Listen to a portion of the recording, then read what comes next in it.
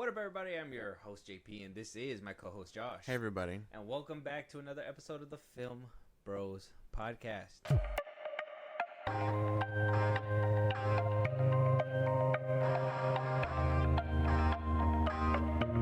All right, Josh, as always, we got a little bit of news here and there. A very heavy, in my opinion, big, heavy set of news because this is something that we've talked about. I kind of hinted at it, but we couldn't full on, it was one of those things that I felt like I hinted at. Yeah. But it was something that you can't full on just say because then you get people that, they'll call you misogynistic or, it's it needs to be a white male front and center in order for tickets to sell, blah, blah, blah, blah. Not going as far as that. We're not going the neurotic route, but it seems like Disney and Hollywood are finally catching up to what makes them money. Yeah. I still think there's a little bit of issues with it, but at the same time, I think that they are kind of getting on the right track, and that's Disney basically asking all creatives in Hollywood, basically pressuring them to target Gen Z, younger males, Gen Z, for new original films, more, for their IPs that are their existing IPs, but they want to focus on original films to draw in more of the Gen Z male population, and that they're considering that to be between the ages of 13 to 28. Oh, wow. Sources say that they're making a clear effort to attract an audience that has been difficult for studios to capture. Gen Z men are often described as gaming focused and socially isolated, a trend that was made worse by COVID-19 lockdowns. Studios have long tried to convert young audiences into regular moviegoers, but Disney's approach is more direct. They want new stories that appeal specifically to this group. Even though Disney owns Marvel and Lucasfilm franchises that have historically drawn male audiences, the company is looking for fresh ideas. Sources say Disney is interested in concepts like large-scale adventures, treasure hunts, and seasonal films such as Halloween releases. The timing comes as the Star Wars franchise struggles to produce new movies and superhero films begin to lose viewers. The push is led by David Greenbaum, who joined Disney in 2024 to run live-action films. Greenbaum, who previously co-headed Searchlight Pictures, has hired Daria Sirkek, former Paramount Pictures co-chief, to help find projects that resonate with young men. Okay. You can't go wrong with pleasing this audience because you're the biggest franchises you have. You're not doing anything new with them. It's been a while. It's not that. Like I said, this is something we hinted at, but Kathleen Kennedy coming out talking about the Force is female. I would say it's kind of like the big example flagship of like everything that was going wrong with Disney. That was for a sneaker ad, though. It's not fair. But still, the Force is female. I mean, switching out Luke Skywalker. A lot of people say that Marvel and Lucasfilm basically reduced their male characters to a bunch of gags and basically a pair of nuts that get kicked every so often, right? A far cry from like Iron Man, right? We even seen it in a DC movie this year. Superman got his nuts punched in, for whatever reason. What a demasculating thing to just put on screen and act like it's just a normal, like a normal thing.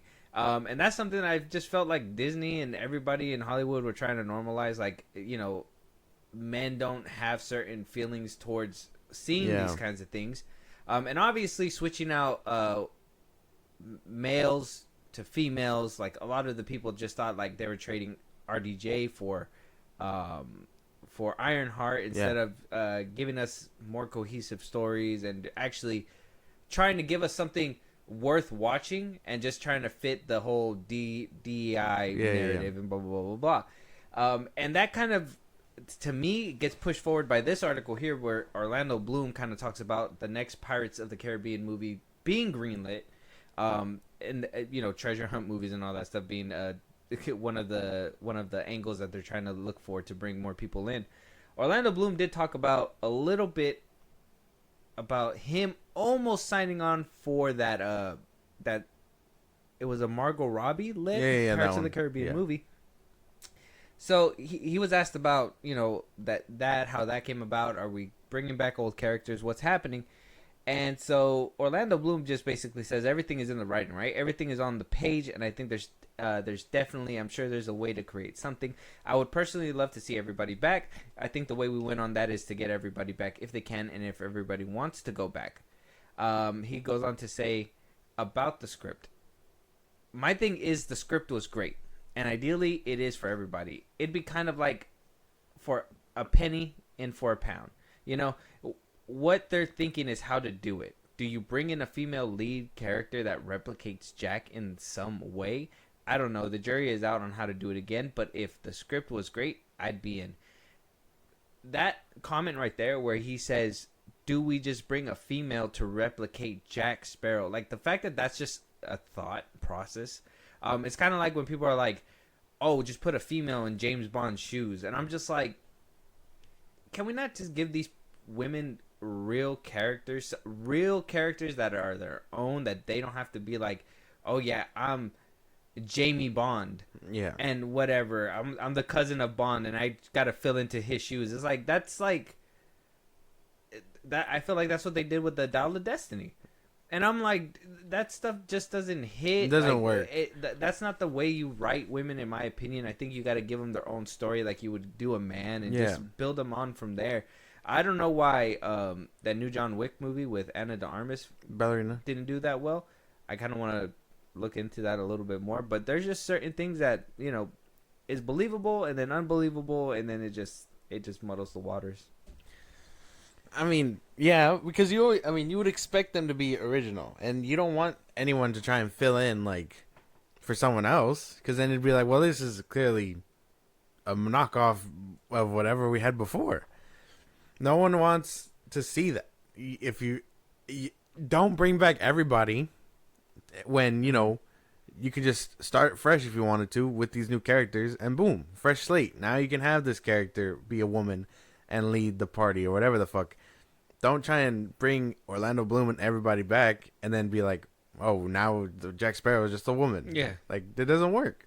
I thought it was the fountain of youth, but it was a sex change fountain. Oh my god. Created by James Gunn. Well, yeah, no. It just sounds weird. And, like, he's right. It is all in the script for sure. And if that's what's stopping everybody from coming back because it doesn't sound too good, Disney needs to get back in that fucking room. But replacing... Give Johnny Depp his alpacas. Yeah, replacing men with women just doesn't... Especially in, like, key roles like that. It just doesn't scream, like, appealing. You know what I mean? Like, that's what I'm trying to get at. It's kind of like when they, you know, a lot of people didn't like how Captain Marvel just kind of swooped in. Even though I can give her a pass, I don't really see where her problem is. I think more where I can't argue or can't really fight is She-Hulk. When people were like, oh, that she just knows how to control her emotions more because she has to deal with it every single... Like, men don't have to deal with emotions every single day. Like, this... Like, the fact that they were trying to make it seem like she's better just because of all the daily things that she has to go through, I'm just like... That's not the way to get people to draw into your superhero film. That doesn't make any sense. Yeah, no. Like, she should be more powerful or better because... I don't know, the gamma radiation was split into her DNA a little bit better or something like that. Yeah. Better than Bruce Banner or whatever. Not just because she's more emotional all the time. It's like, okay, well, wow. It's boring. It's lazy. It doesn't make any sense. When I think of, like, strong, like, female characters, I mean, Ripley, Sarah Connor, like... Those even, are, like, the iconic stuff. Yeah, but if you want to think, like... Elizabeth Swann, if we're talking Samara about pirates... Weaving's character in Ready or Not, I don't know if you've seen that movie, but she's good in that one. Melissa Barrera, she's a good character in the Scream franchise. Yeah, like, these are, like, strong... These are good movies surrounded by stronger female characters, and they don't... And the men around them are also not dumbed down. Trinity? Or incompetent. You know what I mean? Trinity's a good role, right? Or... Carrie-Anne Moss, her character as Trinity versus her character on the Alkalite, where one was like shown care and showed that like, hey, I want to build this person up to be something great and blah blah blah blah blah. Where the Acolyte was just, she was used for a gag and just to be like, well, there was a female Jedi there, that mixed in with the rest of them and blah blah blah blah. Same thing when people were like, oh, I don't want to be that guy, okay? But this is the stuff that people pointed out when they were like, oh, there's a fat Jedi too. It's like, don't get me wrong. Those are nitpicks that are little baby things that people shouldn't be picking out. But those are little things that catches people's eye that are just like, if you're supposed to be a highly trained Jedi, how the hell is this happening? You know what I mean? If you're a highly trained Jedi, how did she just pass you with a knife? Yeah. If you're a highly trained Jedi, how is this little assassin able to break through a force coma? Yeah. You know what I'm saying? There's just certain things that just go down to lazy writing because they just want to appease certain fans and blah blah blah blah blah. And it's just, to me, it just doesn't work that way. You have to give us a compelling story, and like, I think the brain that cannot have a way out. You can't have an out with anything nowadays because it leads to speculation and doubt and blah blah blah blah. A lot of people are more concerned about hitting the quotas and not offending people versus just being like, here's a movie, take it however you want. Mm-hmm. Exactly.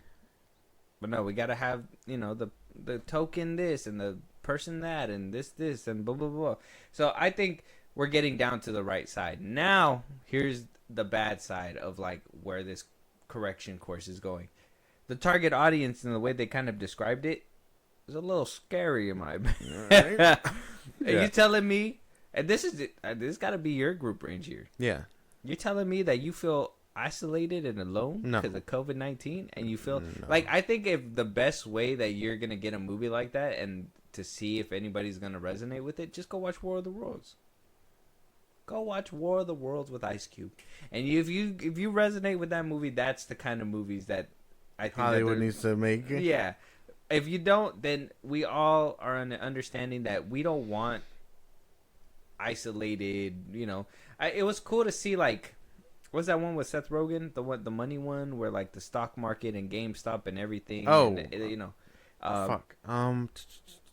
Money something. Yeah, we watched it. Damn, yeah, we watched. I can't remember what it was called. But that one, it was cool. It was cool to watch and all that stuff. It was interesting, but to watch it, you're not in a new world. It feels like you're watching a documentary of the stuff that happened with, a little bit of commentary from what's happening within the movie or whatever. Yeah. But like, for the most part, you just don't feel as though it was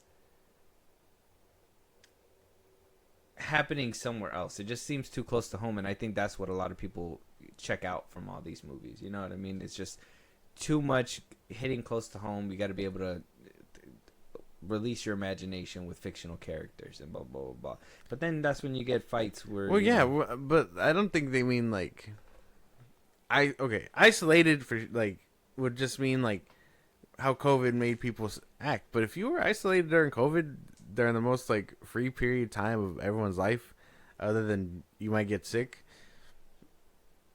Isn't that kind of leave the house? Isn't that kind of on you? Kind of on you.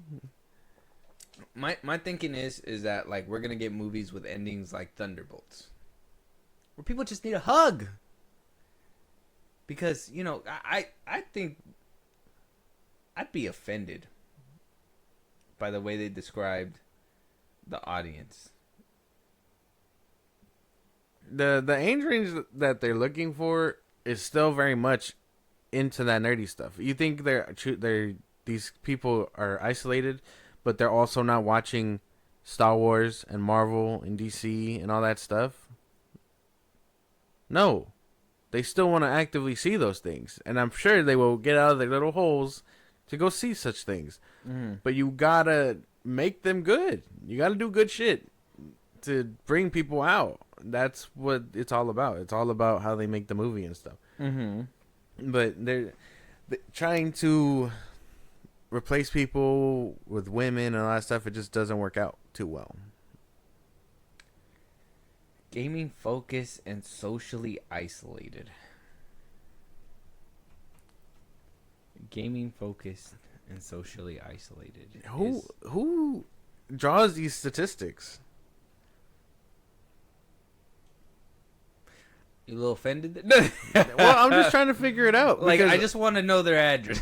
Like, I'm trying to figure it out because, okay, 13 to like 16, you're a teenager. You're just moving through the motions. You got school, whatever. And sure, that's puberty era and all that stuff. What are boys going through puberty looking for the most? I'm not gonna say it. No, but like, what are they looking for? You know what I mean? Where's the sex appeal of movies if that's what you're really trying to get at? Yeah. And then covering these superheroes with full body garments is not. It doesn't. Helping the kids a lot. Yeah. From taking. We're not asking for like rogue, like, you know, shit. No. Out but like at least like ScarJo level spandex type like shit. Black Widow. Exactly. And our Iron Man 2. Yeah, like that kind of shit. Like, you need sex appeal back. Yeah. You can't just be like, well, they're objectifying women. It was like, well, if you want the audience, you're gonna have to just in something tight. That's what it is. And then it's the same thing with women too. They want to see. I mean, I think Magic Mike used to make money too when that movies were coming in theaters and all exactly. that stuff. So. I mean, that's the one thing too. People are like, well, why is they always like shirtless and all that stuff? It's like, it's sex appeal. Hollywood knows sex appeal. They're gonna get women to go. Exactly. You're gonna get women. Is for women. Exactly. And then, like I said, ScarJo they're eye candy. It's eye candy for men. Like, that's another thing that Hollywood needs to get back to reality about. That it's not just let's cover them all up, but also make them do badass stuff. It's like, well, why can't they wear badass stuff and look? They covered them all up to make people feel what they feel on the inside, and I'm like, I could give a fuck about what the superhero feels on the inside. He actually, like, my insurance went up. He crushed my car. Yeah, like that. I don't care what he feels like on the inside, and that, like, don't get me wrong. Like, they can have eternal struggle. Like, I understand, like, Superman. That's like one of the problems that they have when they're trying to create him and all that stuff. Is like, or make a movie for him. Is like, what a man who's so powerful that can punch through everything. What does he struggle with? Internal stuff, and that makes more sense than to be like everybody struggles with that. Like Florence Pugh's character, she struggles with strength and inner demons. It's like, figure it out, man. Like, come on. You're telling me this Void guy can just easily toss you like that? Yeah, it's not good. It's not a good look. But yeah, I thought Black Widow was like mentally strong up until like Infinity War and Endgame, but it made sense why she started. I mean, Infinity War she was still strong, but Endgame is when she started messing up, and that makes sense why she messed up, because there was a big thing that happened. But Florence Pugh just walking around, and don't get me wrong, I know they're like, oh well, the blimp and blah blah blah blah, but it's just like you didn't flesh it out enough to make us feel like it's that big of a deal. She joined the game late. Yeah, some people walked away fine from it. Like we haven't even seen what happened to half these people. Yeah. But yeah, I would say like those kinds of things need to come back, simply because that's what a lot of boys in that age range and all that stuff kind of look for. And if you have a refined palette for movies like that, you don't need it. Sure, you can show other things that appeal to those people. I was gonna say, you don't need that, because don't get me wrong, you don't need full blown all that stuff. I mean, there's some like. There's times where there's innuendos and stuff like that make it like, I'm one of those people that you don't need sex in movies in order to, to bring the sex appeal and all that stuff. Well, that's why. But like that's the thing. I'm not saying like you need all of that. Like, do I need to see fucking? Do I need to see it? No. But like, does ScarJo wearing something tight make it better? Like, yeah, that's kind of hot. Like, it's nice. It makes sense. Yeah.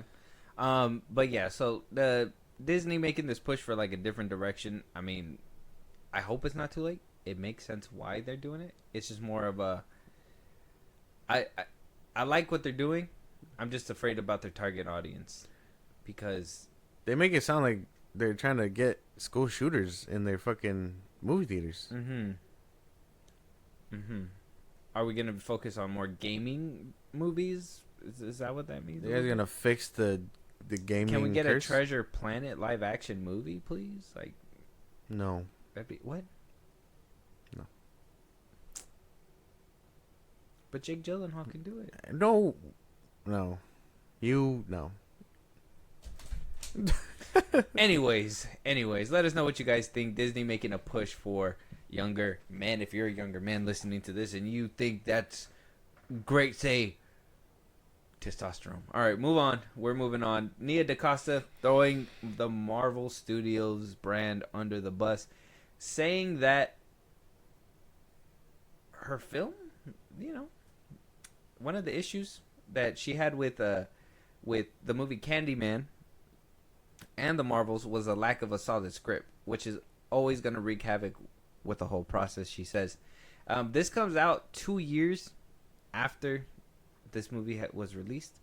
Obviously, she's kind of being eyed to direct the next installment of 28 Years Later.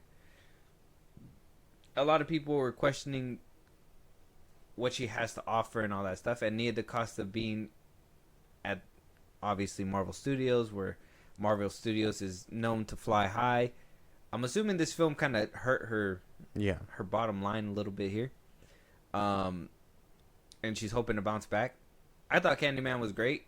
I mean, yeah, you could tell the script kind of lacked in some spots, but I thought the movie as a whole was amazing. Even her like visuals and the way that she kind of represented the film and all that. Okay. But the Marvels, a giant smudge on her resume. Giant smudge on the resume.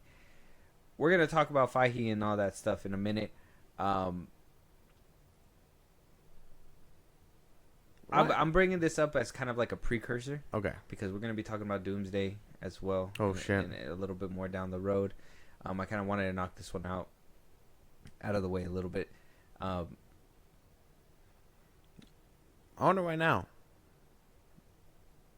Did the NDA, expire? That's what I was wondering, too. I was trying to look into that. Because to me, I was like, it's kind of random. Like, she hasn't even started to film the movie yet. Yeah. She's talking about it. She just while on the street. Hey, TMZ, I got some shit for you. I got some things to tell you real quick. She says that that it's hard to argue with her that the Marvels will forever be remembered as one of the MCU's biggest bombs, burning an estimated $300 million in losses. God damn, that's so crazy. So, I mean, she even says, she can't even argue that this one of Marvel's, worst things. She's even actively admitting these things and coming out to talk about it to kind of promote her next stuff. I kind of feel like this is her way of, throwing Marvel under the bus. I think this is, her way of just trying to, save fix herself. her thing. I think she probably got a lot of negative PR. There is a lot of opportunities that probably got lost, but I don't like that she brought up Candyman, because like I said, I mean, if it's about the Marvels, it's about the Marvels, but why are you bringing up Candyman? You should have just left it there. I don't know. There's a few things that are gonna kind of, like I said, open up later on when we talk about Doomsday and what's happening on that lot and everything, but I kind of just wanted to bring this up. We'll touch back on this one in a second, but before we get into the big juicy stuff, we need to talk about the top 10 roster of wrestlers turned actors. Oh. This caused a lot of conflict on Twitter, a lot of speculation. I saw this. We have a lot of wrestlers turned actors from all the way from the 1990s all the to now to 2025. So we got at the very bottom Andre the Giant at 10, Jesse Ventura at 9. And obviously the top 3 spots are what really caused the argument. So we'll kind of slide through speed run everybody. Yeah, 8 was Paul White, 7 was Hulk Hogan, R.I.P. to Hulk Hogan. 6 was Kevin Nash. I didn't really like him as an actor. I don't think he was good. Adam Copeland at number 5. Roddy Piper at number 4, and then we get to the top 3. The top 3 is what makes a lot of people go, huh? And on top of that, one of these top 3 has a new. Actually, all 3 of them have a change in trajectory, except for one, I think. So maybe 2 out of 3. So let's just knock this out. At number 3, we have John Cena. Right. The Hollywood Reporter puts John Cena at number 3 as one of the best wrestlers turned actor. So he's up there, but not quite. It took him a while. I think we talked about his acting career. I told you about it. He started with The Marine back in 2005 or something like that. Did sequels, did movies here and there, and now is barely becoming not a meme, but a household name in Right. the acting world. I mean, what was he known for? Like most of his life is what The wrestling. His wrestling. you can't see me That's like. right. Who's playing? Where's the lead actor in Yeah, this show? yeah. You know what I'm saying? So he's turning out something good, I guess. At number 2, we have Dwayne Johnson. Right. Right. We've talked about him. We have. One trick pony, this man. But change in trajectory. Like I said, he's had what I thought was a solid career in the beginning with like the game plan and the rundown where like he was trying to like stretch his acting ability. Yeah. But then they became a time in the He 2010s. He became a very He became stoic The Rock. one guy. He's The Rock in different movies, right? Yeah. It wasn't him becoming different people. He was The Rock in different movies. All the way up until Black Adam. And then when the hierarchy of the DC universe did not change, the hierarchy of his acting did, and decided to go the A24 route. Yeah. And now he's going to give us some acting chops. He's gonna do that, and then he has that Martin Scorsese movie. Mm-hmm. So we're going to get something a little bit different out of him. We don't know if like he can change on this list or not. I mean, like I said, he had a promising career in the beginning. We seen the trailer for his new upcoming movie. He has a more promising career than John Cena's had. Yeah, more solid, more blockbuster hits for sure. It's just crazy because when I said that to people, they were like, "So," I'm like, "What?" John Cena, like, put it into perspective. He's been acting since like 2006, 2005. John Cena has had minor roles here and there, trying to break out. He had a small rap career, and then he did a lot of wrestling, and then his big breakout role, Bumblebee. I would say it would be Bumblebee. And then he did, and then now in recent years he He's doing did more. Suicide Squad and all that stuff. But like he has not had the longevity career that The Rock has had. Not even that. It's just, The Rock has had like $billion movies. That too, which is crazy because a lot of people are like, "Well, he's a one-trick pony." It's like, but you can't deny the money he's brought in. Yeah, he at one point he was like the draw. Yeah, Like you saw The Rock, you gonna go watch the movie Rampage. I didn't even think that movie would have made money. but it did. It did. It wasn't like a Billy, but it was like it was It more made than what I would have good thought. enough. So it is what it is. And then at number 1 is Dave Bautista. I mean, I feel like there could be an argument made between Dwayne Johnson and Dave Bautista at being number 1.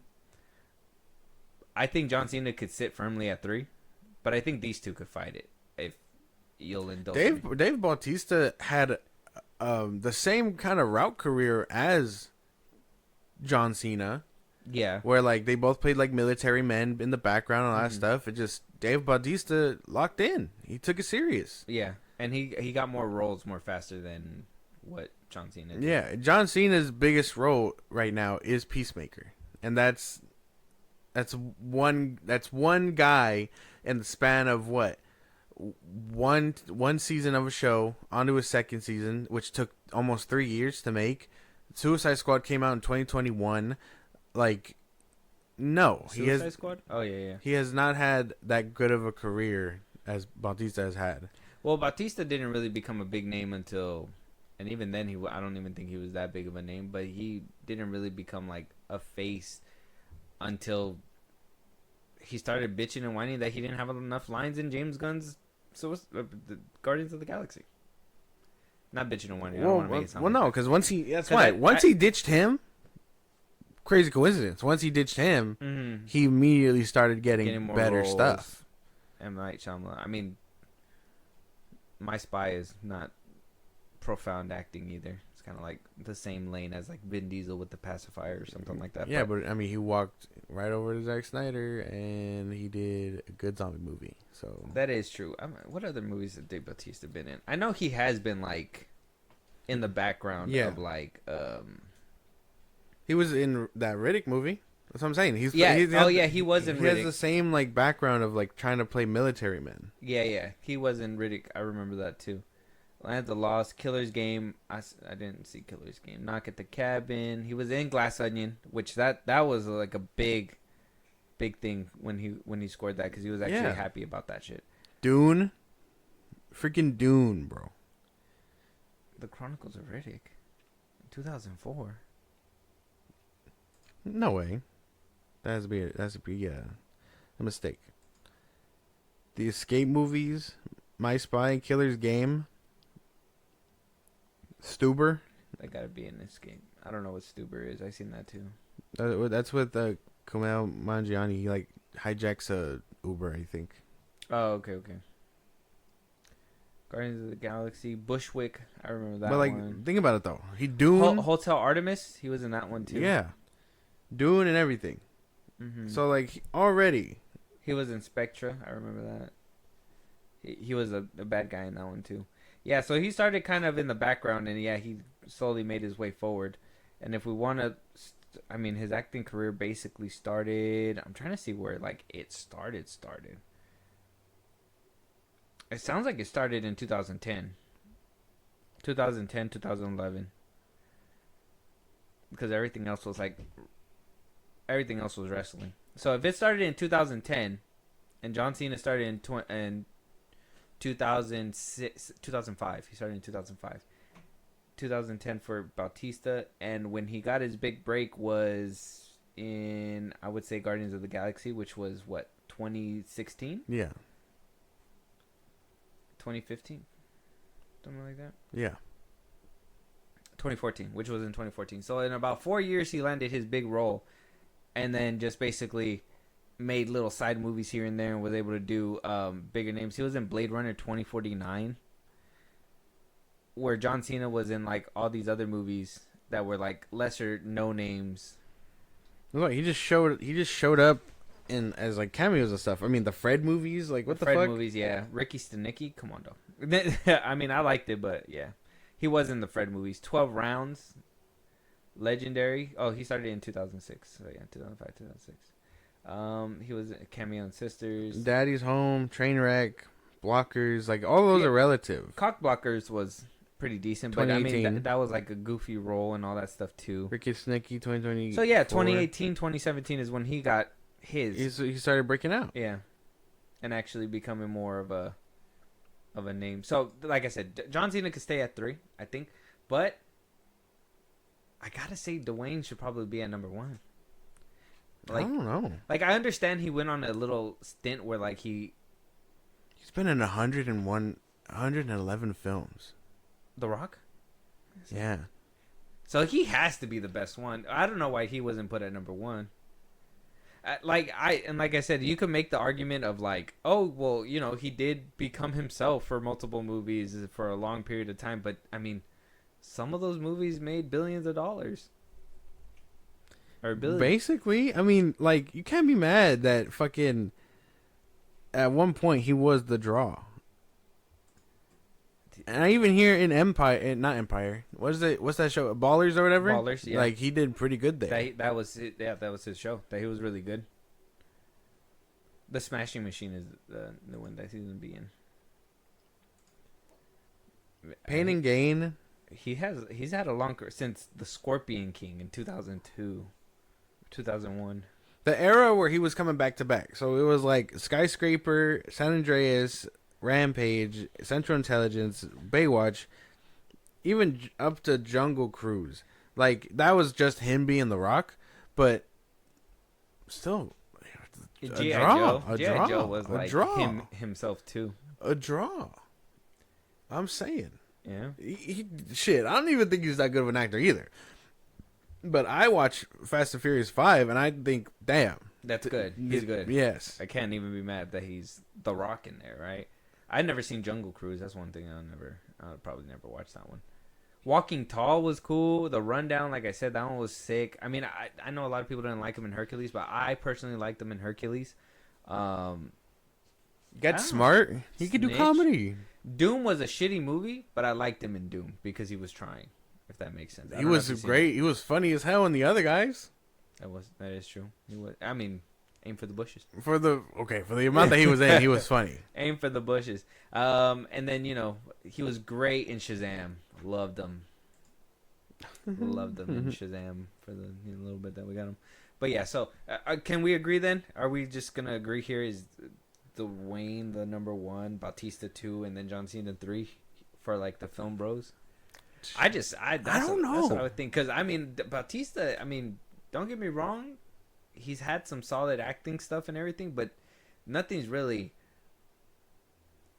like hit. Nobody was ever like, oh, I love Bautista. Like this is his role. Like I'm always gonna, like he's not a Joe Pesci, and he's not like a Robert De Niro, or he's not a RDJ. Right. Like he doesn't have a role that is. But like you can say, like I said, aim for the bushes. He does You good. can say the Rock's lines. He does wherever you great. want. Dave Bautista does great. It just You're welcome. there's just maybe that's the other thing. He's not a franchise kind of guy. He's not too memorable. You know what I mean? Maybe him trying to take it too serious is what's stopping him from getting to the Rock level status. I don't know. But I would say, yeah, maybe Rock, Bautista, John Cena. I think everyone trying to put up John Cena is recency bias, and I'm not going to stand for that. Oh, yeah. Because a lot of people are saying Peacemaker Season 2 is where, like, he really levels up. Down to James Gunn. Let us know what you guys think and where your list lands. We are moving on to Peacemaker things. Peacemaker. So now that Superman has officially wrapped up and James Gunn is popping the champagne, patting himself on the back, putting it on streaming, and basically saying, my job is done. Right? So he goes on to say this on a crew call. He says, after hearing that the franchise is crossing 600 million, I guess at the time of recording now, it's should be crossing 600. It was supposed to cross in the beginning of the week. Slowest cross I've ever seen in my life, like a slug, like a turtle. Yeah. But now apparently it's getting there. And he said he had to say this. I can't wait for you to hear this.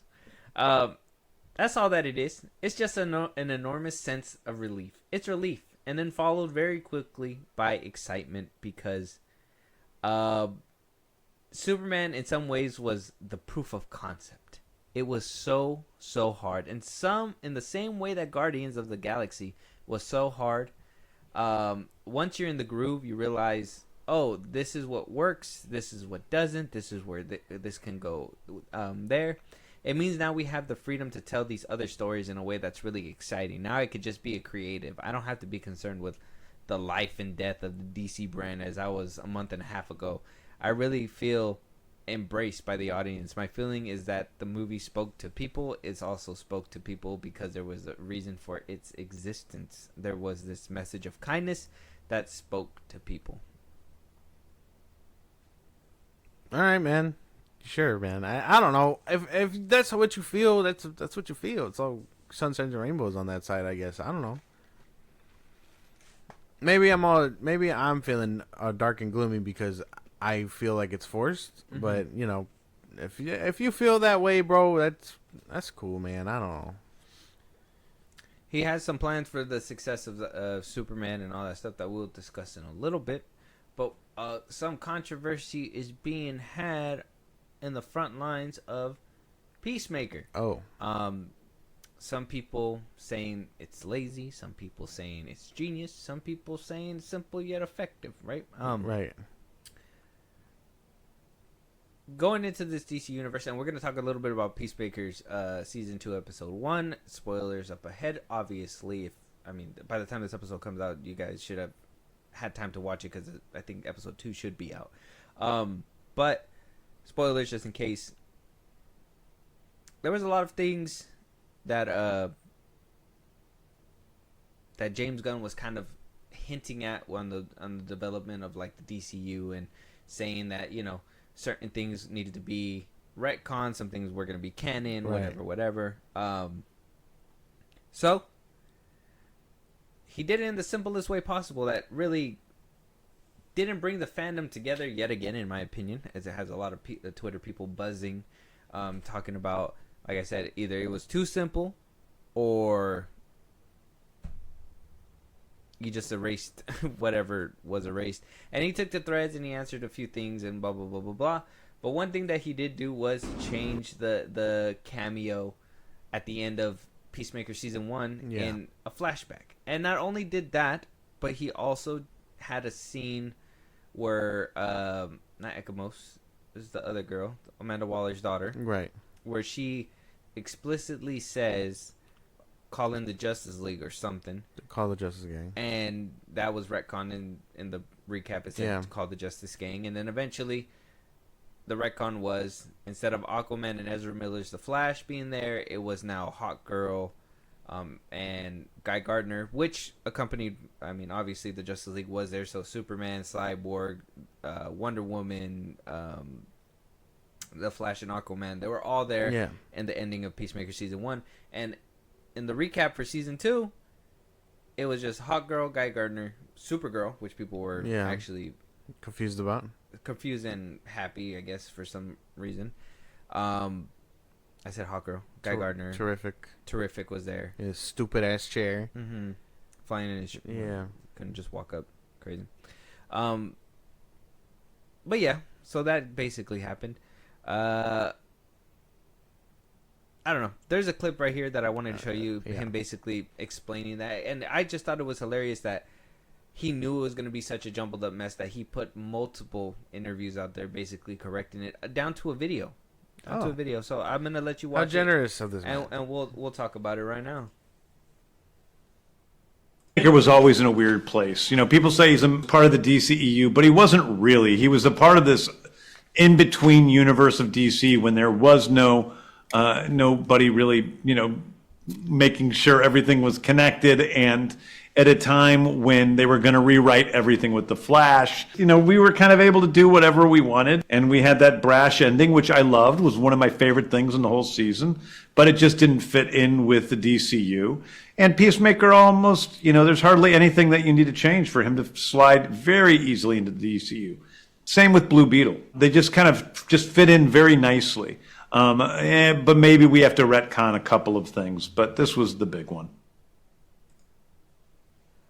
Wow. Man, fuck you. Just fuck you. I was so mad about it, seeing the change. I was like, really? So he's just going to act like it never happened? He's just going to... That was my favorite part. It sucked to get rid of him, but I did it. Like, what are you talking about, bro? You wrote in the whole gag of him fucking the fish. I don't even like the joke, but, like, for story's sake, you'd fucking... So does this Superman have a poop fetish? Was his Superman the one that got shot by fucking Bloodsport, bro? Like, well, that wouldn't count, right? Because then that would mean that he lost the battle way before he lost the battle to the Hammer of Berivia. He can't fucking keep track of what he's doing. See, and that was always going to be the thing, right? Like, it was going to be a detrimental thing to try to just act like we're just shifting focus, right? Because people are gonna ask questions. Like I said, the people asked them on threads, and then he tried to be like, if you guys really think, you know, this non-fictional world is real and blah blah blah blah, and this is an else world and blah blah blah. Like, he literally was, in my opinion, acting a little belittling, you know, the fan base for expecting, in my opinion, a solid answer for Peacemaker, and obviously them coexisting in this universe and blah blah blah. Myself included, I didn't think that we were gonna just get a switch up in a recap. I thought this whole season was basically gonna be a lead up to him switching over, and we were gonna see. I would have been fine too if, like, he wound up killing that Peacemaker and became the hero on that side, but it seems like it's just gonna be something different altogether. It's not gonna be him trying to go to the DCU. It's going to be him needing to be accepted in the world that he's in already, it looks like. Unless there's something different. Apparently he didn't give out the episodes 6, 7, and 8 to the critics and stuff because of big spoilers and whatnot. I don't know how big it's going to be, but it already takes place on DCU, and I think retconning in that way is lazy. I think it's lazy. Mm-hmm. We're just gonna duct tape it. It didn't happen. Whatever you remember, I wrote, it didn't happen. It was always been the Justice Gang. Like, no, I was mad about it because it was there. You put it there. I'm now mad about it because you lazily taped it up. I'd rather you not have put it there in the first place, but since it's there, I can't ignore it now. And you basically punched a hole in the house, a good house. Said, "Hey, there's no hole there." Slapped some fucking tape on it, and you expect me to act like it's not there? Fuck you. Get fucked. That's not gonna happen. I'm mad. It's lazy. I think it's lazy. It is lazy. Fuck you. Either he thought it was the most like, because I mean he did say in one of the interviews too that it was like the cheapest way. So I don't know if it was like a cost saving thing, or was it like he thought it was just the most genius way to like move away from it and just be like, oh, we're just gonna ignore it or whatever. But like, I think we shouldn't have done that. I think we should have gave it a real answer.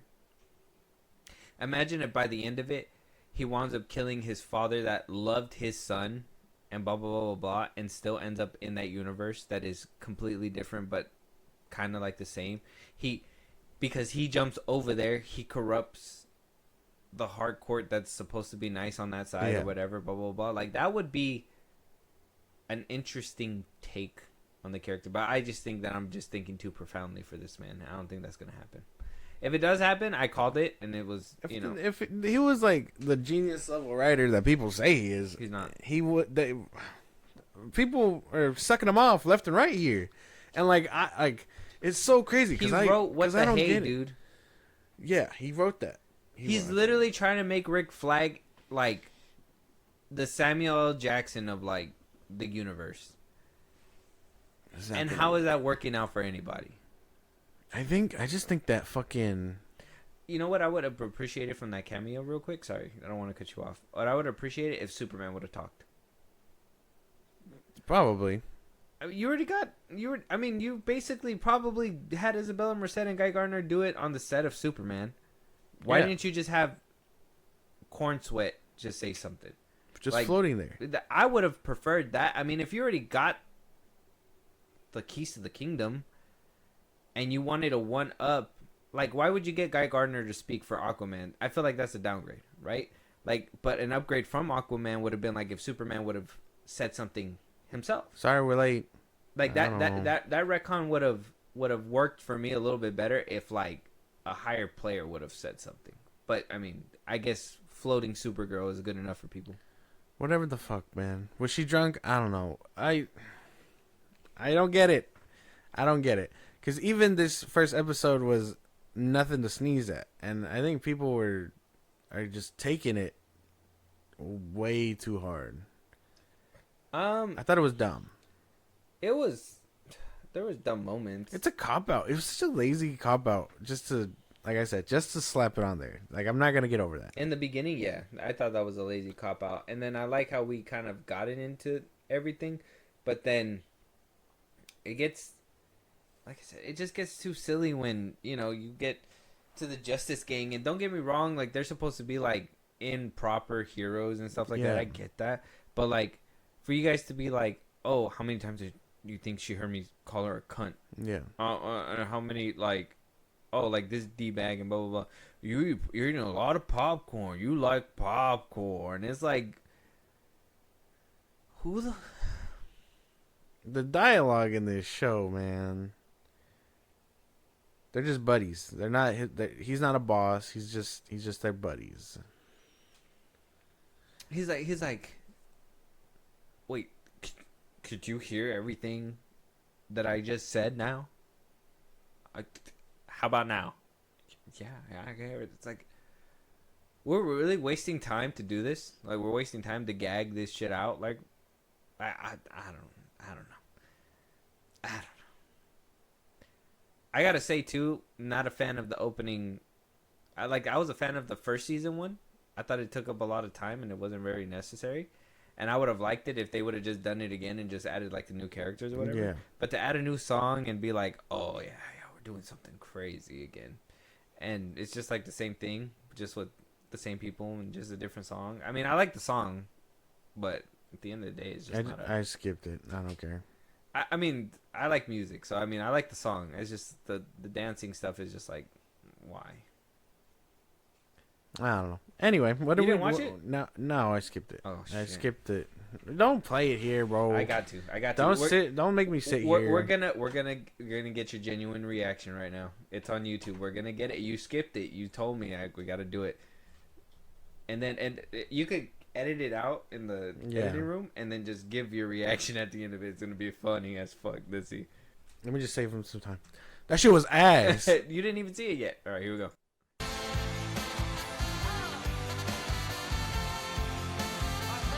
And you know he's proud of that because he put it on his social media and everything at the beginning. Like, he was like, people were waiting for this opening. So, there you go. That's for you. How'd you feel about that? I hate it. I think it was that. I hate it. I got no other words for. Really? I thought that shit was whack. Nothing. Not as annoying as I guess the first season was. Mm-hmm. I thought it was really fucking annoying hearing that. I hear it. I don't think I liked the song in the first season. That shit fucking plays on the radio sometimes. Oh yeah, it was the do you really want to get? Yeah, I hated that I song. fucking hate that song with a Yeah. passion. Yeah, no, I just fuck, man. I don't get it. What am I missing? I mean, nothing. I mean, I don't like the choreography. The first one, I liked the choreography. I didn't like the music in that one. And this one, I like the song, but the choreography is like the same as the first one, so I'm not really much impressed with it. So I don't feel like this one's nothing to sneeze at either. I feel like he gets in his own way sometimes. I'm just like, damn, dude. Like, you're there, and then you like, for some reason, like, he overthinks it and just, he thinks that people want something this and this. Yeah, and I don't know. He's like, well, this will kill. I think he just needs to get in tune to what's gonna like actually hit every single time. I don't know. But yeah, I don't know. I like the song though. The song's dope. The song choice is dope. But one thing that he did want to make very clear as well in the beginning of this season, that obviously there was some profanity used in this first episode. Right. Very, very Whole lot. Like I said, cunt was used multiple times. Gross. And Gunn did say, he laughed and replied, listen, we wanted to make it real. I'm not worried about using the C word, but the orgy in the first episode, I think we're just letting people know, hey, this is a wild ride that you're in for the whole season, and this is the kind of craziness you're gonna see. I don't want to see. It is a wild ride. I don't want to see that. It's a wild ride. It's actually like everything about this fucking show, man. It's gross.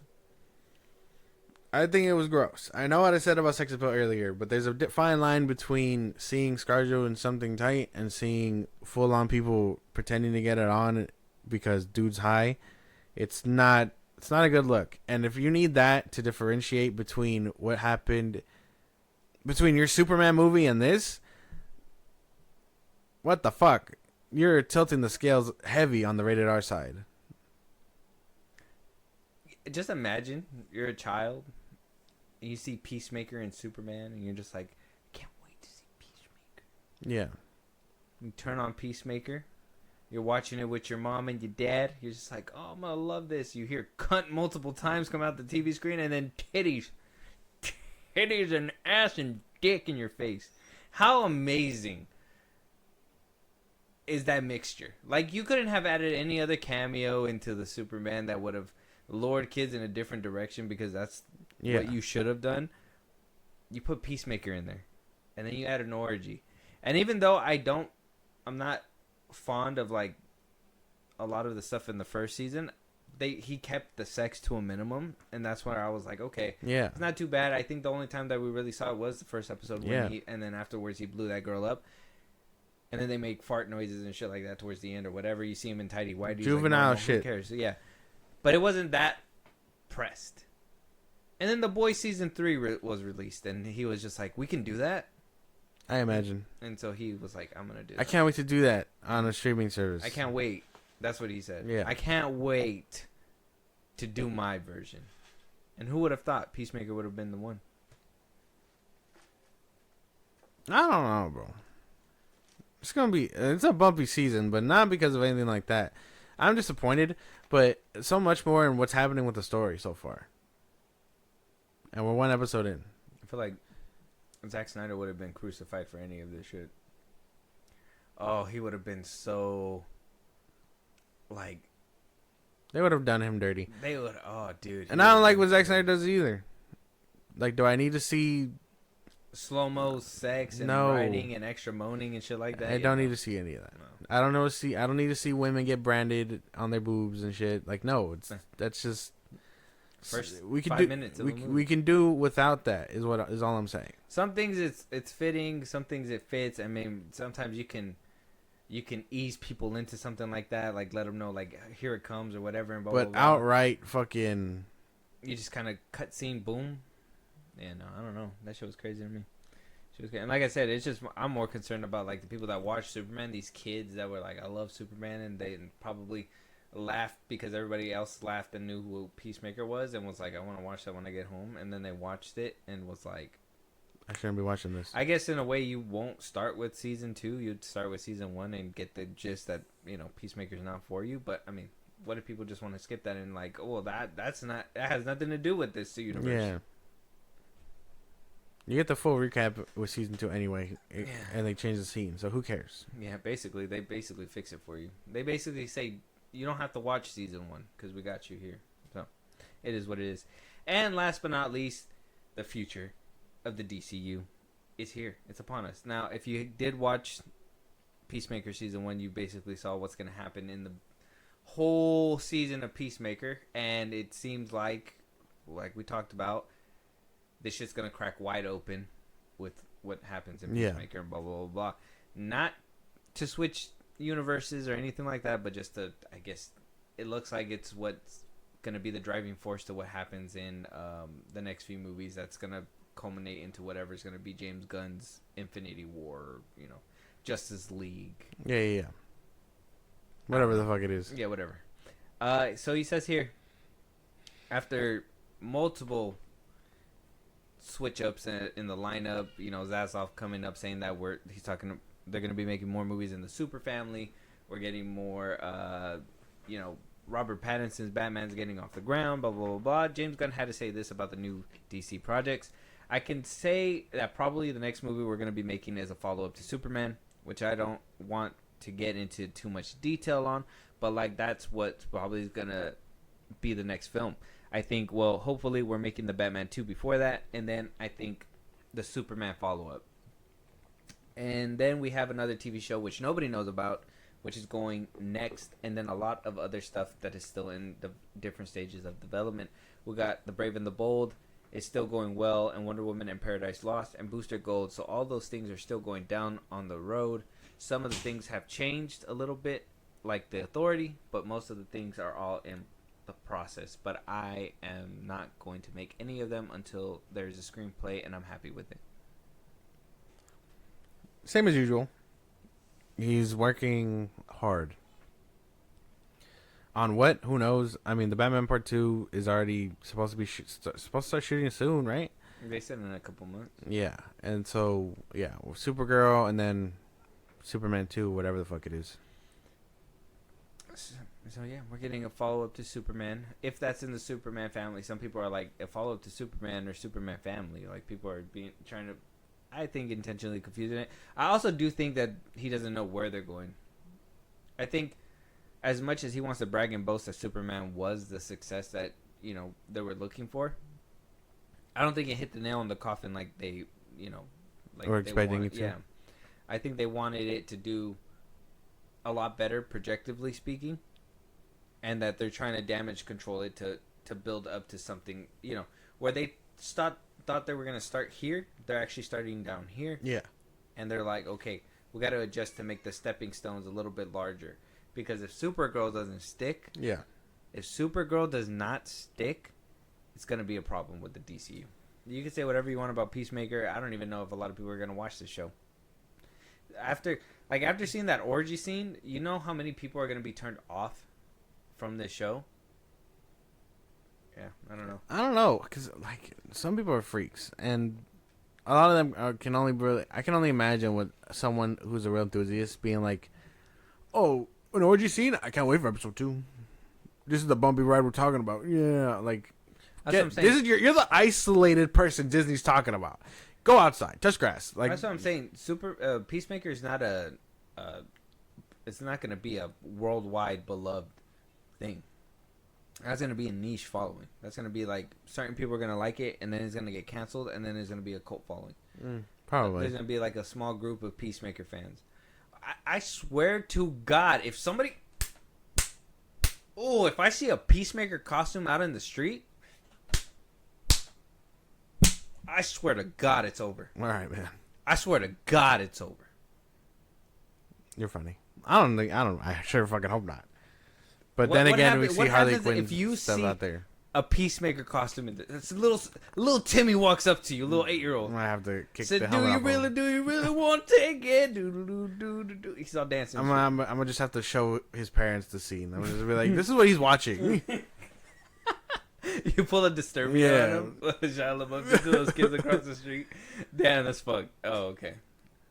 That's what you deserve. Yeah, That's yeah. what you deserve. Let us know what you guys think, though. James Gunn is apparently hard at work. Apparently putting out multiple Peacemaker episodes every single, Yeah. and basically every single week. I swear, I think there was 2 last week. I don't know. I don't know who's listening to it, but apparently they're still, doing theirs. And but yeah, so they're doing that, and then we have the next follow-ups, and then we do have whatever's happening as of right now. I think we also have the Creature Commandos that is supposed to be happening too, but he said that he's not going to be as heavily involved. So it does seem like he is taking a step back. That's one thing that I do want to kind of take away from the beginning statement, kind of like walking into everything as well, is that like he says that he's going to be taking a step back and just be the creative force now. Well, like well, not be fucking an actual finally. director. So, finally, we can probably hope for good stuff then, or I can hope for good stuff. I don't know. I want to ask you something about the show, but do we save it for our mid-season review, or should I just... You can just ask. Everyone's Yeah. already seen episode 1 by now. Okay. Some people were like, kind of iffy on the whole Harcourt scene in the bar. How do we feel about Bro. Where does James Gunn have the balls to just, like, look at his wife and be like, you could do badass shit if you wanted to? You know what I mean? Because I was like, I know what she was looking for. She was looking for a fight, obviously, a way to let out her frustration. But, like, you got your ass kicked, and it was your own fault. I thought it was okay. I mean, the fights were actually cool, but the scenario was very much like it felt forced. That's what I felt too. Like, as soon as she walked in, everybody was like looking at her like we live in a time where like you're in the wrong side of town. Yeah, like is that what the DCU is like? It's like you're just, damn, white lady, you're in the wrong side of town. And like as soon as she walked in, the people were like checking her out and stuff like that. I'm like, okay, well, in movies that usually happens, whatever, blah blah blah. But like,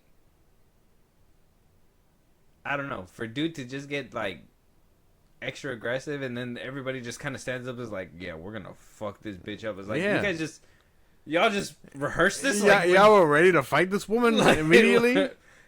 And Bud Light's a sponsor here. Like, Yeah, I don't understand. It was very forced. It was very much. I did feel like the action was cool. I will not lie, the action was cool, but it did feel kind of forced.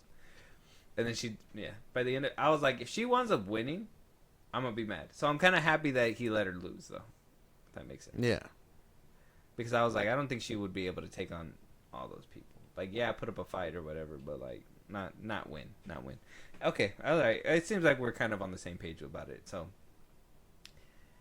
we're on the same page about Peacemaker, I guess. Yeah. Well, there you go. We're not big Peacemaker fans anymore. Or not me. I like the first season. This one, I didn't like the first season. Not so much. Josh. Breaking news. Now we're gonna talk about Okay. why a finished script Is important. is important on a Marvel set. Yeah. Right? Apparently, a couple of actors, big Marvel actors, Okay. decided to clash on set, and it's going to be costing Disney a few million. Some rumors are out there as well that apparently Ryan Reynolds is kind of tacking himself on as a bargaining tool. Don't know where that's happening as well. Weird. But tabloids are working and things are moving around. It's getting to the point where I feel like Doomsday is becoming like the next Captain America, Brave New World, right? Like everybody's talking about it, but not in the right ways.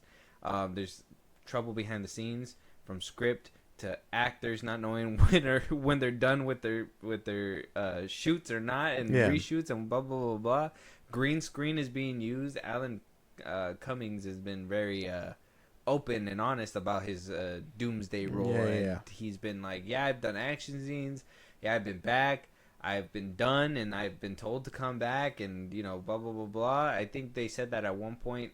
There was a rumor going around that he might not make it. Like he might be one of the ones to bite the dust in all of this. So what the fuck? So I don't know. But John Roca broke this story of the two actors that are fighting, and I kind of wanted to speculate who I think it is, and I want to hear your speculation, and we could probably see about narrowing down who they might be. Who are the actors that are fighting? Oh, I'm not going to say that. No, I do know, yes. And they are two pretty big actors. And apparently a comment, from what I understand, the comment was made in jest. These actors didn't know each other that well, crossed the line, and one of the actors got really upset about it, confronted the other actor. Marvel said, "We'll shoot your scene separately." That actor felt that the fact that Marvel was willing to make these concessions was enough, because they also told this actor that it would cost like millions of dollars to shoot scenes without the other actor. Who are the actors? He doesn't know shit. But if I had to guess, a lot of people are saying that maybe Letitia Wright made an insensitive joke about Who? Letitia Wright, Black Panther. You think she's a big actor?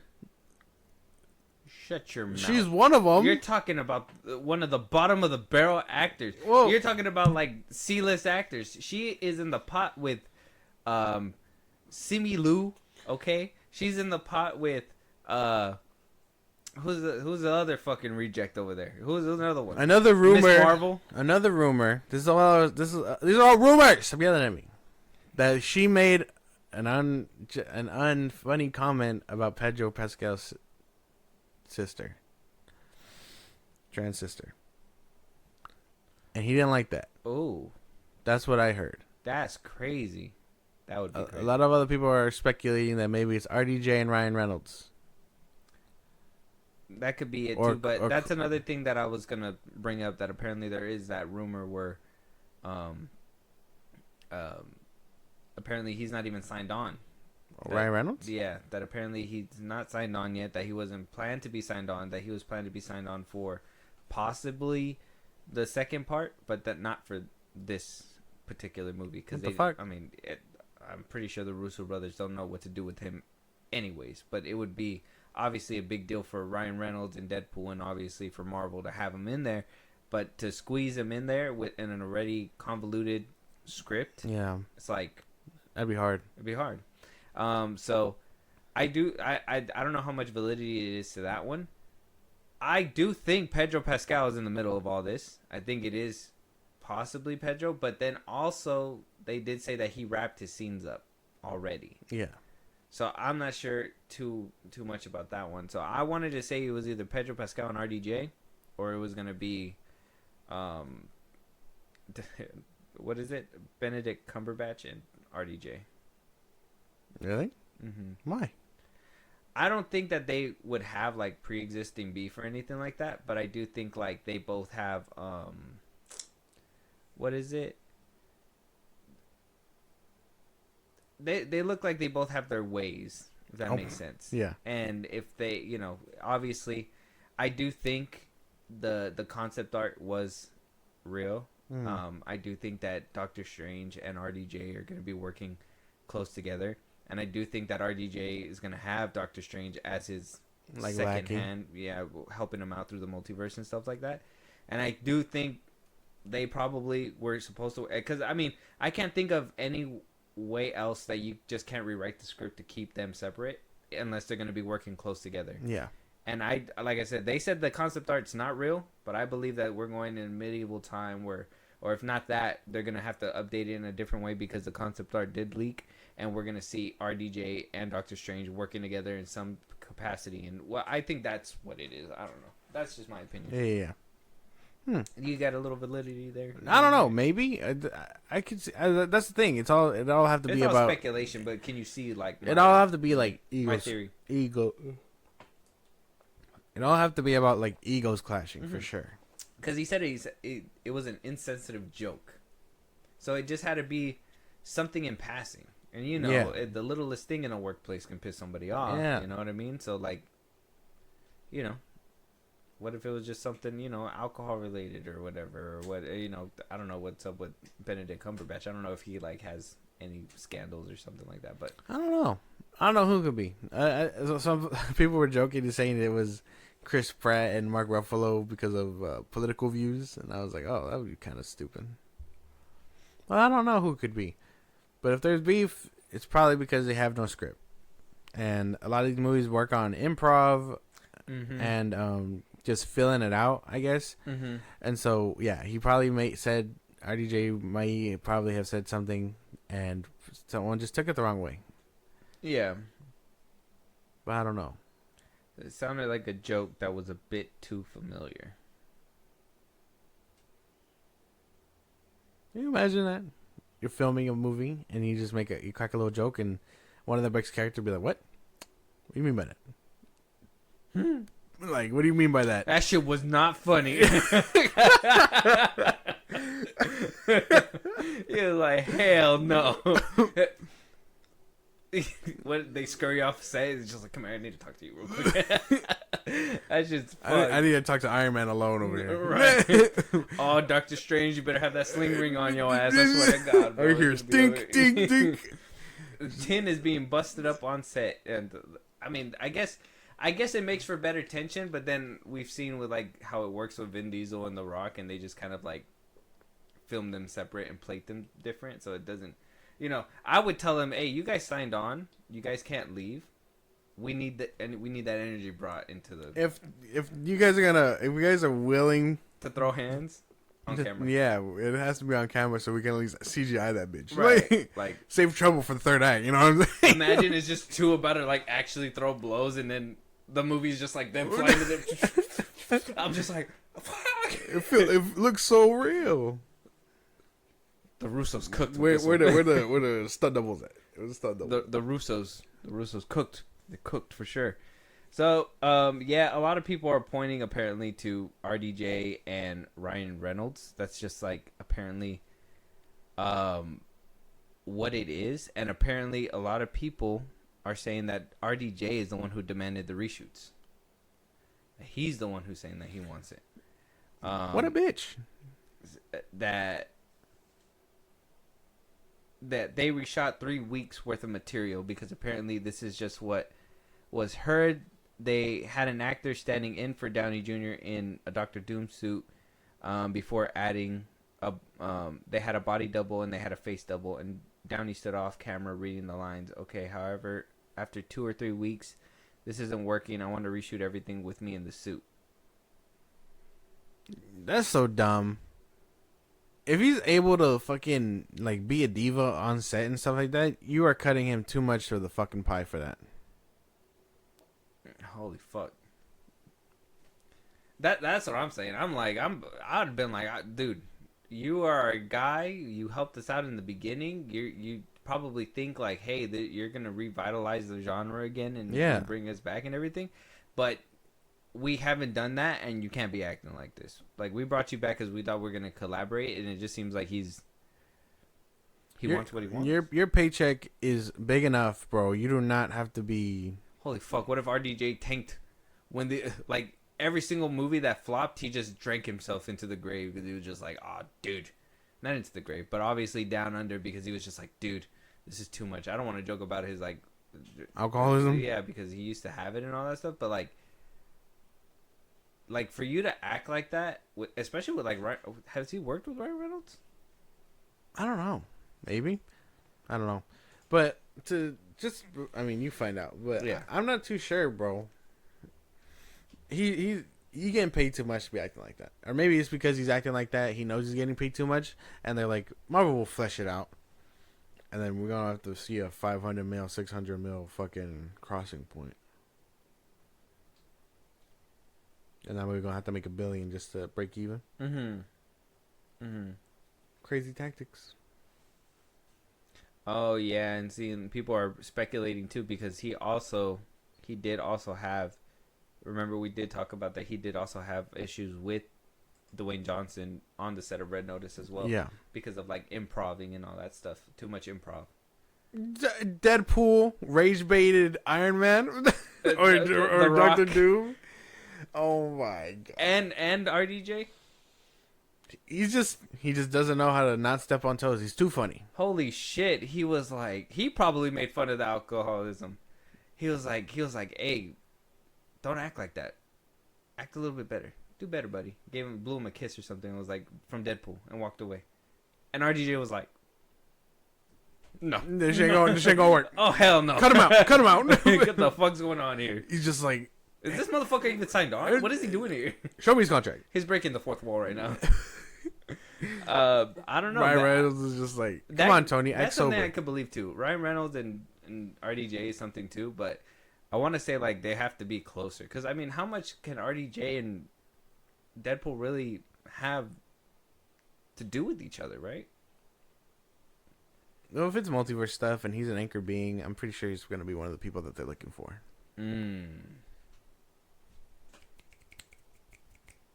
That's true. I forgot about that anchor being new set of rules and stuff like that. They haven't really made that distinct either, right? Well, like they made that known in What If? What? The whole anchor being thing? No, Deadpool 3. Oh, and yeah, Deadpool 3. That's right. There's Nexus beings, Nexus points, and anchor beings. And yeah, and he was one of them. Yeah. Okay. Him, Wolverine. Oh no, not Deadpool. Wolverine is an anchor point. So maybe if they're looking for Wolverine, he tags along because he's like, oh, my friend or whatever. He's just like, I have to for the cash. Yeah, whatever. Yeah. Disney, back it up. He's like, who? I don't even know. The script's not even ready yet, and he just follows them out the door. Oh, that was another thing too. Speaking of that movie, that Peacemaker scene with the interview room, total ripoff of what Reynolds was doing with Favreau. Yeah. Yeah. That's what I felt when I was watching it. I was just like, damn. He also saw Deadpool and Wolverine and was like, this is something that people want. Anyways, but yeah, I don't know. That's crazy. So, 2 theories? One wild one for me because that would have to assume that the concept art and everything is real and all that stuff. I will say that I will believe that too. But then I can also believe. I could just imagine Ryan Reynolds just probably talking on set and just said something fucking dumb. And RDJ probably, I mean, if he's asking for reshoots like that and being like, well, I don't want this, but I want this, and blah, blah, blah, blah, and no, it's better like this, whatever. I don't put it past him that him and, Ryan Reynolds fought. So. He's just like, hey, man, why don't you have a drink? And I'm like, fucking, just egging on his alcoholism. It's that I think I just showed it to you recently too. It's that Key and Peele script. When he just like leans away and he just runs into the room. And he's just like, RDJ's like, all right, I'm gonna go say something over here. Let us know what you guys think. I don't know. We want to know your theories. If there's somebody else you may think. I like to always think it's Pedro Pascal though. He got to be the driving force. Right? Yeah. 100%. Industry plant. Oh my God. Stop with this agenda. Sorry, I just got to say it. Anyways, moving on. Dilfer Brothers and Paramount closed their deal. They closed a 4-year film deal. TV streaming. They're going to be producing a couple films for theater, a couple films for streaming. Apparently, they'll produce a TV series as well. I don't know if they're going to actually make it because they are also still hooked in with Netflix. They're going to still be doing some work with Netflix until April 2026. So they're probably going to work on that, and then maybe after they're done with Stranger Things and fulfill their contract with Netflix, maybe give Paramount their own show. Maybe that's what they're looking for. They want like maybe their Stranger Things over there at Paramount. I don't know what they did to get this high. Stranger Things is good. But are we gonna wait 4 years for something to come out from them, and then the contract's over, and it's like, well, this was a smash hit. Let's give them another 4 years. No, I mean 4-year film deal. That mean, oh well, yeah, I guess that would make sense in the timeline, right? But I mean, if they're producing a couple of, because I'm sure they're not directing. They're not gonna direct a streaming movie, but I'm pretty sure they'll go for a box office movie because I don't think they have one in the box office just yet, right? No, I think they've only ever done Stranger Things. Television, right? Yeah. So if they're trying to move up and trying to get into the obviously the box office and movie theaters, they can work on that and then produce movies for streaming and kind of get their bread up. You know what I mean? Yeah. I'm just more worried about the timeline because Stranger Things has been, like I said, they've been a hit, but at the same time, it's just now wrapping up, and I'm pretty sure that first season came out like in 2015. Mm-hmm. So 2016. So I mean, I don't know. I mean, they did screenplays and stuff of like little short films and stuff, but that's like their big break. So they're climbing the ladder for them to. That's what I'm saying. I think Stranger Things was just like a big massive hit. It would have been different in my opinion if they would have like done like, you know how like series sometimes do like movies and stuff like that. Like done like, you know, like Mighty Morphin Power Rangers movie. Like they should have done like a Stranger Things movie with like a bigger budget. Just and then fucking cut out the middleman. Netflix could have actually done something like that where they could have like made all of season 5 or this last season like into a movie and just put it on the big screen everywhere, and I'm pretty sure people would have bought tickets to watch it. Probably. But Netflix is stupid. That would have been their first big break, and maybe that's why they wanted to move, because Paramount's going to give them a chance behind the camera for a actual like box office film. I don't know. They're climbing up. That's what it seems like to me. Yeah. I'm just fucking with them because it all just depends on when and if they get shit done. Because Stranger Things has taken too fucking long. You saying that the Doofer brothers are the lazy brothers? Shit, maybe. Oh. They've been with Netflix for how long? And they've only ever done one thing. But it gets strange. I hate you. All right. That's not what you guys think. We're going to move on now. I actually don't want to do this no more. Another cartoon movie that decided to get delayed after Shrek got delayed was the Dr. Seuss adaptation. 8 months pushed back in the delay. It's gonna go all the way back to 2026. I didn't think that was gonna happen. It was planned for February 27th, 2026. It's gonna be released November 6th, 2026. So I mean, it's getting pushed back 8 months. I mean, I wonder what that was about. I kind of liked the trailer. I didn't know there was backlash. I know the Shrek one there was backlash. I didn't know there was this one on that like that.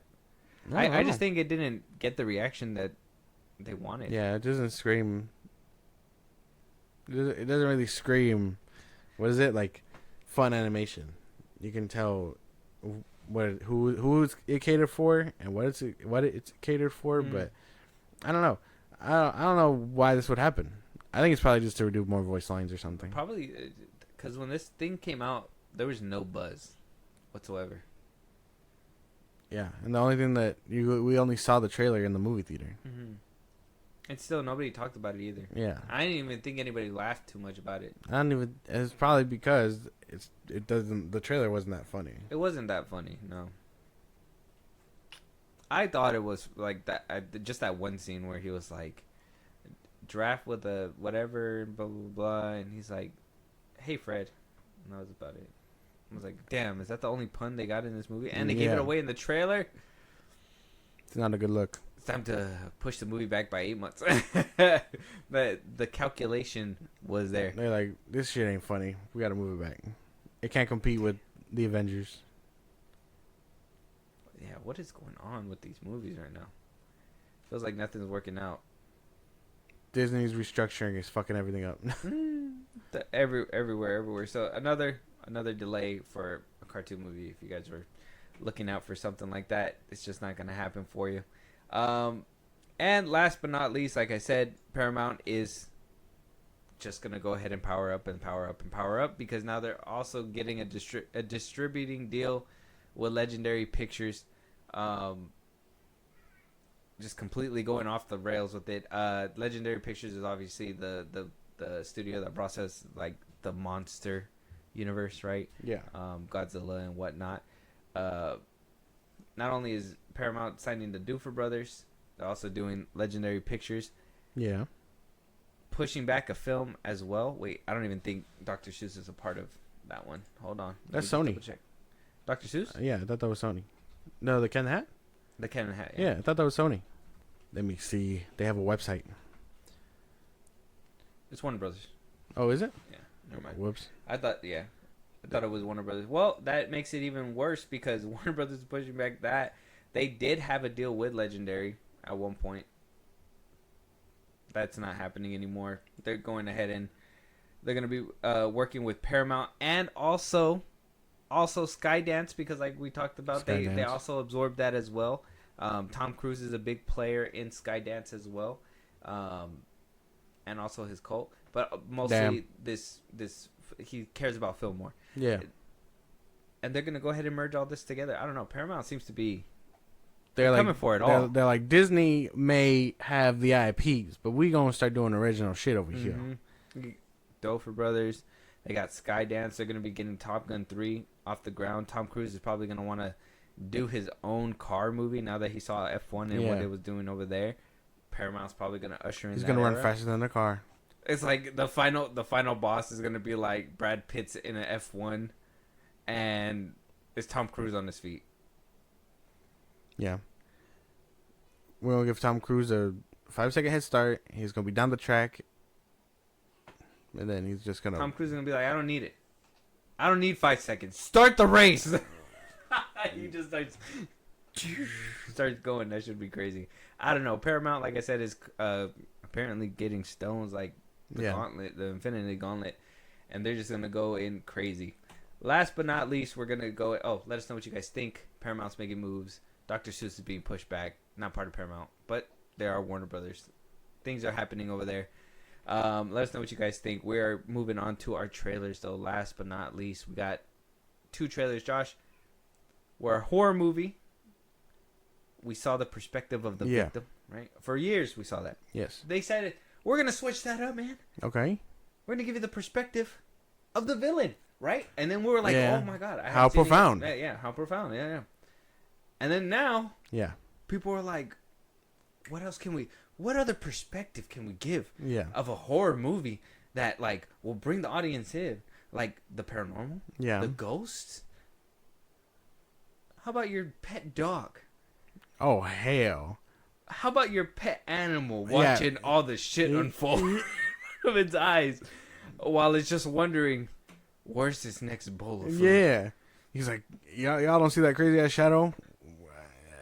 Where's my peanut butter? Apparently, we are going to be seeing the perspective of man's best friend. Oh, right shit. All right, then, man. Are you you're interested in I this? am. Okay. All right. Well, this is just I want to jump into it now. Okay, let's go.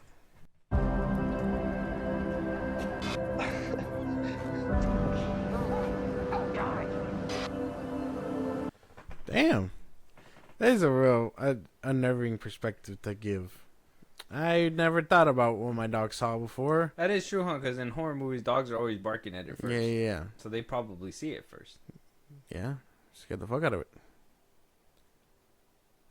They're always the first ones to go. Interesting. Very interesting.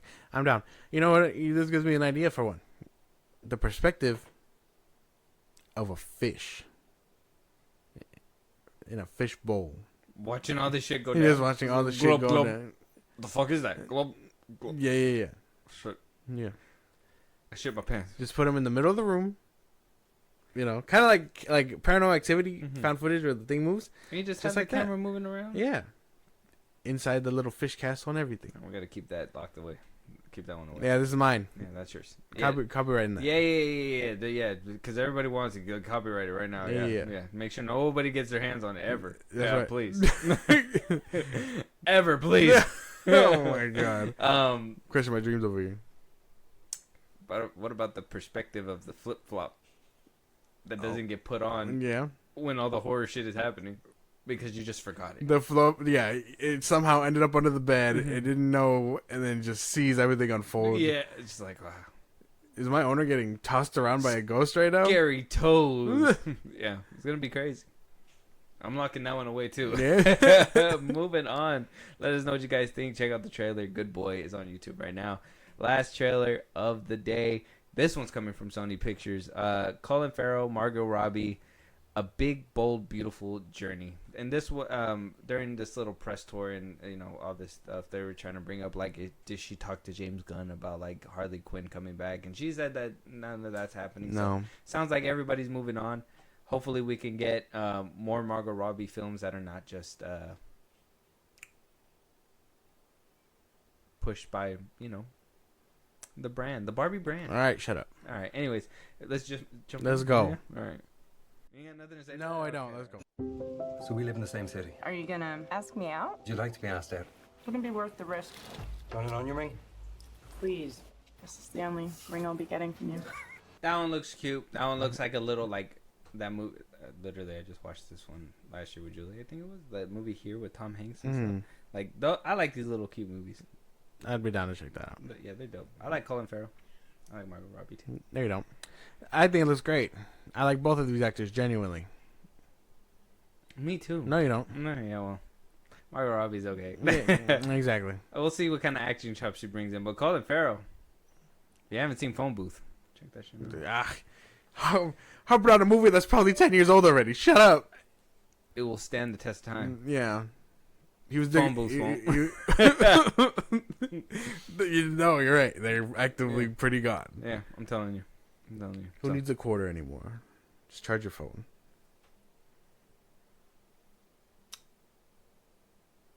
I've seen somebody use a quarter to charge their phone. No, you haven't. You haven't been on YouTube enough. You haven't been on YouTube enough. I'm going to show it to you after this. Let us know what you guys think. Check out the trailer. Big, Bold, Beautiful Journey. Let us know if Margot Robbie is an industry plant as what. No, just kidding. She's not an industry plant. She's just on a box office draw. Oh my God. Leave her She's alone. not Dwayne The Rock Johnson, apparently. Leave her alone. Anyways, but let us know what you guys think. That's why they didn't give her the Pirates of the Caribbean movie. Leave her alone. With that being said, any topics that we should be talking about, any movies that you want us to review, a TV show you want us to talk about, we will be talking about Peacemaker because it is part of the DC universe. Josh, let them know where they can talk to us and do all that stuff. Twitter, TikTok, Instagram at FilmBros Podcast. Post on episodes are up. Can hit us up there for any news or movies you want us to cover. Buzzsprout, links in the social I just gave you. It's like a Patreon. Subscribe, help the show grow. Greatly appreciate it. Let's do us anywhere you get your podcast at FilmBros Podcast, Spotify, YouTube Music, Apple Podcasts. Again, wherever you get your podcast. Be part of the conversation. Twitch at FilmBros Podcast. And when it's all said and done, subscribe to our YouTube at FilmBros Podcast. And with that being said, we'll talk to you guys on the next one. Talk to you guys later.